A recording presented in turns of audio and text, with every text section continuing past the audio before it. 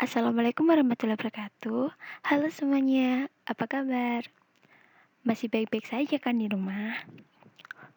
Tetap stay at home ya teman-teman. Jangan lupa ikutin anjuran pemerintah untuk social distancing agar kita bisa memutus rantai penyebaran virus corona atau COVID-19. Kali ini saya mewakili dari kelompok 4. Nama saya Feptin Indra Kusumawati, Prodi Ilmu Kesehatan Masyarakat semester 6, Institut Ilmu Kesehatan Strada Indonesia. Saya membuat video kali ini untuk memenuhi tugas bahaya psikososial dan stres kerja. Yang saya bahas untuk hari ini adalah stres kerja. Dan yang akan saya bahas kali ini adalah yang pertama, pengertian stres kerja. Yang kedua, pendekatan stres kerja. Yang ketiga, model stres kerja. Dan yang keempat, pengukuran stres kerja. Dan yang terakhir, cara mengatasi stres kerja.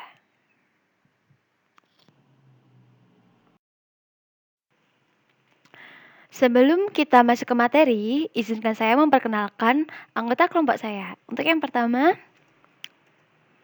saya sendiri, Feptin Indra Kusumawati, dengan NIM 1721B006. Lalu yang kedua, ada Gusandan Alfarobi, NIM 1721B008. Dan yang ketiga, Ridwan Mufid, NIM 1721B0021. Dan yang terakhir, Umbu Mahakati. Oke, untuk materi yang pertama, pengertian stres kerja. Stres kerja merupakan kondisi psikologis yang menjadi bagian dan menggambarkan proses yang lebih besar dari interaksi antara pekerja dengan lingkungan pekerjaan. Yang ketiga, pendekatan stres kerja.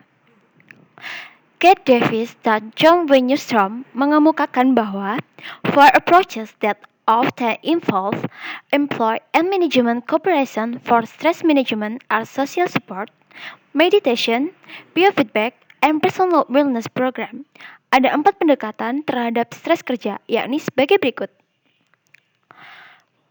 Yang pertama, pendekatan dukungan sosial dilakukan melalui aktivitas yang bertujuan memberikan kepuasan sosial kepada karyawan, misalnya bermain game dan bercanda.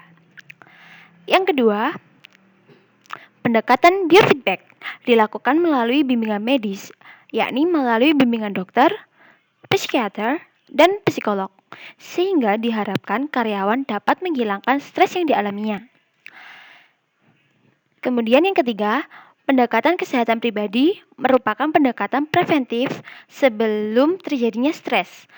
Dalam hal ini, karyawan secara periode waktu yang kontinu memeriksa kesehatan, melakukan relaksasi otot, pengaturan gizi, dan olahraga secara teratur. Dan yang terakhir, yang keempat, model stres kerja. Dalam model stres kerja yang dikembangkan oleh Ivan Savage dan Medicine Organization Stressor and Heart Disease, penyebab stres antara lain meliputi yang pertama, level individual, yang kedua, level kelompok, yang ketiga, level organisasional, dan yang terakhir, level ekstraorganisasional. Stresor level individual yaitu secara langsung dikaitkan dengan petugas pekerjaan seseorang atau person job interface. Selanjutnya, pengukuran stres kerja. Tingkat stres dapat dikelompokkan dengan menggunakan kriteria HARS atau Hamilton Anxiety Rating Scale. Unsur yang dinilai antara lain, yang pertama perasaan ansietas, yang kedua ketegangan, yang ketiga ketakutan, yang keempat gangguan tidur, yang kelima gangguan kecerdasan, yang keenam perasaan depresi, yang ketujuh gejala somatik, yang kedelapan gejala respirasi, yang kesembilan gejala kardiovaskuler, yang kesepuluh gejala respirasi, yang 11 gejala gastrointestinal. Yang ke-12, gejala urinaria. Dan yang terakhir, gejala tingkah laku. Selanjutnya, unsur yang dinilai dapat menggunakan scoring dengan ketentuan penilaian sebagai berikut. 0. Tidak ada gejala dari pilihan yang ada. 1. Satu gejala dari pilihan yang ada. 2. Kurang dari separuh dari pilihan yang ada. 3. Separuh atau lebih dari pilihan yang ada. 4. Semua gejala ada. Unsur selanjutnya, skor yang dicapai dari masing-masing unsur atau item dijumlahkan sebagai indikasi penilaian derajat stres dengan ketentuan sebagai berikut. Skor kurang dari 14, tidak ada stres. Skor 14-20, stres ringan. Skor 21-27, stres sedang. Skor 28-41, stres berat. Skor 42-56, stres berat sekali. Selanjutnya, pengendalian stres kerja. Menurut Dedejik dan Rapin, ada 3 cara pokok yang dapat digunakan untuk menghadapi stres, yaitu yang pertama, memperlakukan simptom dari stres, yakni cara ini dapat membantu orang yang mengalaminya, misalnya dengan menyediakan konsultasi dan sebagainya. Yang kedua, ganti orang yang mengalami stres, yakni dengan mengurangi kerentanan serta agar lebih baik dalam bereaksi atau mengalami stres. Cara ini disebut pula dengan istilah self-management of stress, yang antara lain meliputi senam kebugaran, diet, pengelolaan waktu yang lebih baik, dukungan dari keluarga, kolega, atau dukungan sosial, dan sebagainya.